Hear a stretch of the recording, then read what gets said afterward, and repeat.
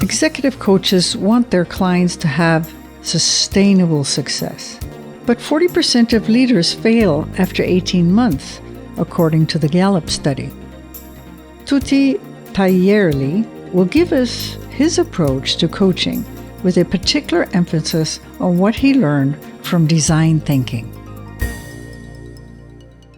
Welcome to the Excellent Executive Coaching Podcast. I'm your host, Dr. Katrina Burrus, and today we have Tutti Taygerly. Thank you so much. So tell us a little bit about yourself, Tutti, and then we'll start our interview. Of course. So I live in San Francisco, and I'm an executive coach supporting leaders in tech companies, both the corporations as well as CEOs and co-founders of startups. I really help them balance out what is this success that they're striving for that next exit, that next product, against how to make it sustainable and workable for the long term, both for themselves and their companies. So you were working for a corporate career. You were having that corporate career for some time as a tech executive. And so what promoted you to and prompted you to become a coach? Yeah, great question. And I guess the part I didn't add in my intro is I had a 22-year career working as a design leader in startups, in design firms, and in large tech companies.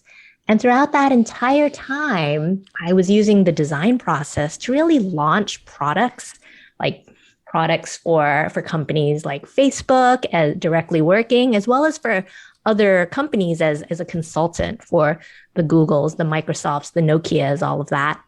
And one thing that I found really fascinating is that over the years, I got less and less interested in the products and the impact on people and their ability to meet users' needs.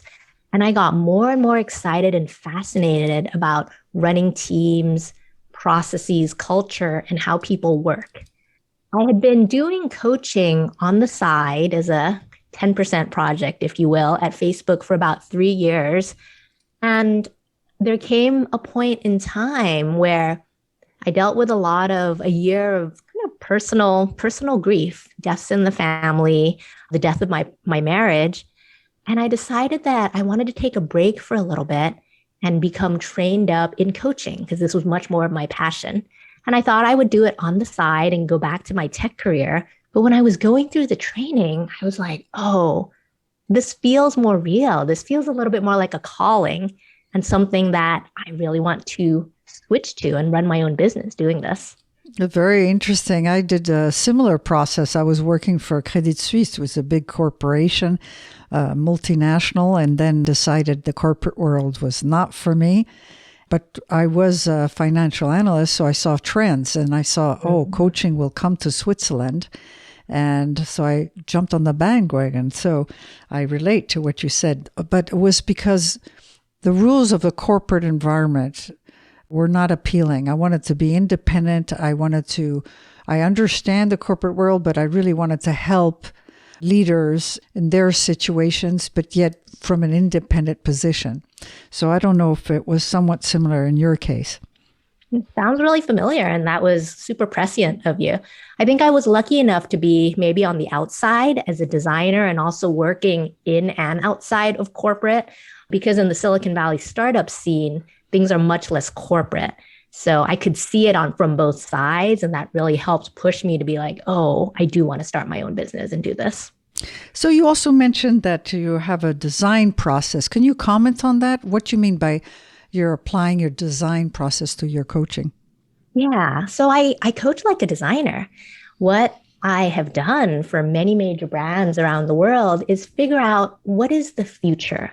What is the future of connected TVs, of autonomous vehicles, of connected homes, for example?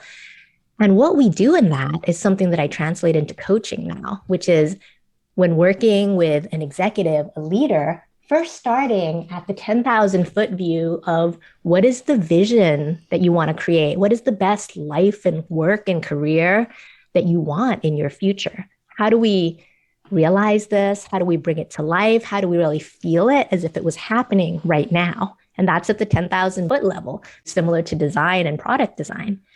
And from that, it's then about doing the research, asking the whys, is this really what you want? And going deeper and deeper into what the goals are around it.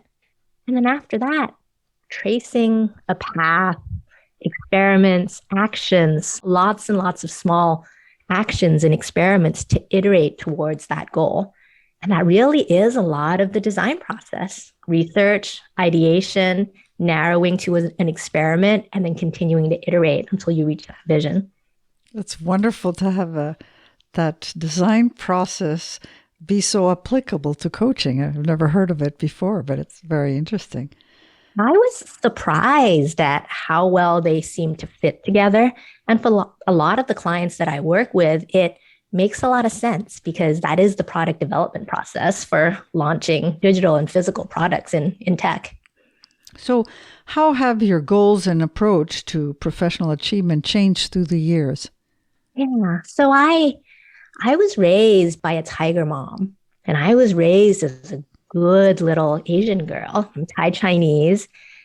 And since growing up, I've always known that it was my job to collect the gold stars, to make sure that I get the A's and A pluses, to climb all the professional rungs of the ladder. You know, I went to Stanford University. I was valedictorian of my high school. These were the things that I was supposed to do. And when I started my job, it was like, okay, here's the first rung.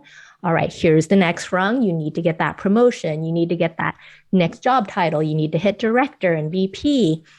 And I think a lot of that sense of professional achievement was based on the shoulds. This is what I should want. This is what my parents taught me to want. This is what the culture teaches me to want. This is what everyone around me wants. And even when it changes from being personal achievement to being, say, company level achievement, get more users, hit more numbers, get more scale, get more reach, it was all very externally driven. And I talk a lot about sustainable success. I think the best way to keep doing this and keep up this drive is for a sense to really know why it matters to you and truly understand your values to be, okay, I'm doing this because it's about the newness, or it's about the adventure, it's about the learning, it's about supporting people. Because I do think it's a blend of both those intrinsic motivations, as well as, yeah, it's great to want external professional achievements. That's the currency of the world. But I think it's a lot more of the balance of those two. Whereas I think in my earlier career, my earlier approach, it was all 100% what I should want. So this permitted you to really go much more into what has meaning to you and what's passionate for you. Yeah, it's a lot about people's whys, and it can be cliched and people can talk about it a lot. But I think when things get really hard, knowing that why and that meaning helps you continue through. I agree. Very important point you're making. But you also wrote a book, and what motivated you to write it? Mm-hmm. So I'm a huge fan of continuous learning, and sometimes I call it map making for myself and for the people around you. And when I left the corporate world, that very first week, I published my first blog post. I think it was called How I Left the Corporate World and Jumped into the Unknown. And throughout the course of this journey into my second career, I wrote about the process and published a blog post every week. And after about a couple of years of this, I realized that there was a huge following who wanted to understand the behind the scenes process of this. And it prompted me to say, wow, I want to turn this into a bigger body of work, something deeper, and something that holds together both my lessons as well as lessons from the clients that I supported, and became a tool so that other people might be able to get inspired and follow this path. So I share a lot of the coaching tools that I use with my clients in the book. And the other thing, you had been talking a little bit earlier about the design process, is that it blends a lot of these design processes and structures and tools and encourages people to run experiments for their life. So I think the motivation was twofold. One, to share my story of transition from the corporate world, because from my blog, it seemed like more and more people were interested in it. And then secondly, to be able to reach more people and have a bigger scale, if you will, than I could simply by working one-on-one with clients or with smaller groups. And your book is called Make Space to Lead. Is that correct? That's correct. I'm so bad at marketing, aren't I? I should lead with Yeah, that. I said she's not telling the name of the book, but that's I okay. know. It is Make Space to Lead. And it's a little bit about the name. A lot of times when in design, we talk about white space, and the white space is the negative space. So if you're looking at a magazine article or a printout of something on a page, you tend to focus on the black ink. That's the stuff that's primary. But reality, it's the white space around and having more space that actually lets the black print stand out. So Make Space to Lead is about finding the spaciousness and the airiness around what matters for you. That's the sustainable part of it, so that the success, the focus can really stand out. Oh, very interesting. I like that. So the people can purchase it on Amazon, I believe, right? Yes, they can purchase it on Amazon, and they can find out more about the book at makespacetolead.com. Excellent. Great. So you mentioned how design thinking has helped your coaching. What about you? How has it helped you personally? As a designer, it's the way that I live my life. It's really interesting because design thinking is a lot of the scientific method, which is that you come up with hypotheses, theories about what might work, and you run experiments to test them out, not being attached to whether the experiment is going to be successful or a failure, but simply running it to get data. And the design part of it, the extra, I think, secret sauce of the design part of it is on the front end, the research, really digging deep to understand what is it that you want, why is it that you want it. And then on the other side, also the prototyping. So the making of the smallest MVP, minimum viable product of a thing, to be able to test it out and run small experiments on it. And so that's how I run my life. That's how I learn. My daughters hear this all the time and are probably sick of it already. And that's how I grow my leadership and coach the clients I support. So what would you say was your why and your values? So my values have been pretty similar since my childhood. There's been a set that's been really similar, which is around adventure, change, challenge. I love being on the edge, taking risks, and finding that next new, amazing, passionate thing. And what I've learned a lot more as I've had children and I've run larger teams, that I have a very strong value of family. And family is not just my daughters and my blood family, but it's the community that you create, the community, whether that's your team, whether that's the people you touch, whether that's whether it's a bigger tribe that you belong to, whether it's a group of nomadic executives or Asian women in tech. And what I've really learned is that expansion of my values to be family has driven more meaning because I can touch and help more people figure out what their whys are and what's the meaning behind the work they do. Excellent. So you're also a surfer, and that's a hobby. And tell us a little bit what got you into surfing, although you live in San Francisco next to the ocean. And how has that hobby served you in life? Yeah, I think surfing is a wonderful metaphor for leadership. Many people, when they think about surfing, they have this picture of someone up on a board, riding the wave and carving through the ocean. It's almost like a heroic figure leading, I'd say, his own life, carving through the water.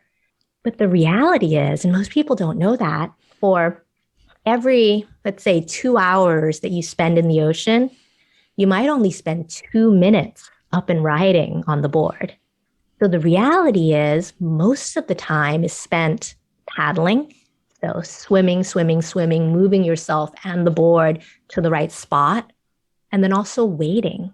So there's a lot of patience where you're waiting. And in the waiting is, I think, a lot of nuance and color and white space because you are out in the ocean. There's the rhythms of the ocean and the sea life around you. And waves come in sets. So they'll come periodically every maybe 10 minutes, 15 minutes, depending on the swell. So it's waiting for the right set and just the right wave and choosing which one to go for. And I love those parallels to leadership, because it's not always being this leader up in front and center, riding the wave, but it is about the repetition, the muscles, the practice of leadership skills, and then also the patience, always waiting to see, well, what's the right wave? What's the right wave for me? And if you miss it, if you mess up, there's always another wave. I love the metaphor. Very nice. It grounds me. Surfing grounds me unlike anything else. Grounds me, resets me, and it reminds me why I'm doing this. And I would like to ask you a last question for our podcast. You're Thai, right? An American? Yes. Or? I'm Thai, and I ended up getting my U.S. citizenship after working here for, 10, 12 years through the green card process. And what has it brought to you to have this dual nationality, being Thai in an American environment and also having a U.S. passport? I think that growing up as a third culture kid, moving pretty seamlessly between different countries, different cultures, different backgrounds, has given me a sense of empathy and flexibility and ability to adjust between these different cultures. Also, similar to a cultural anthropologist, it's a little bit of a sense of being on the outside, an observer who can ask questions, who can push, who can be curious, and then also be a little bit of a translator between the different cultures. And in a way, I think that's what I did as a designer, translating between what people wanted and then helping give them the products that would solve their needs. And also translating between different disciplines that had to work together, whether it was product design, engineering, sales, and marketing. And then now, as my current job, supporting people by helping them understand and translate and find their best strengths, and then help them adjust when they get feedback that they don't think matches their worldview. So it's a lot of translation and seeing from almost a 10,000-foot meta view that I think I got from having moved between so many cultures and countries of my life. Thank you very, very much, Tutti, for this excellent interview. We're coming to the end. Where can people contact you? They can find me at tuttitaygerly.com, and they can learn more about my book at makespacetolead.com. Okay, so I encourage listeners to go to Make Space to Lead. Thank you so much, Tutti. Thank you for having me. We would love to know what you thought of this podcast. Write us an email at drkatrina with a K at excellentexecutivecoaching.com. We would love to hear what you liked and what we could improve. This podcast has been sponsored by excellentexecutivecoaching.com. Thank you for listening to the Excellent Executive Coaching Podcast. You can subscribe to all future podcasts at excellentexecutivecoaching.com. Join us each Wednesday to learn more about the latest trends in leadership techniques and bring your coaching to the next level. To learn more about Dr. Burrus' CEO Mastermind, use the contact form at excellentexecutivecoaching.com.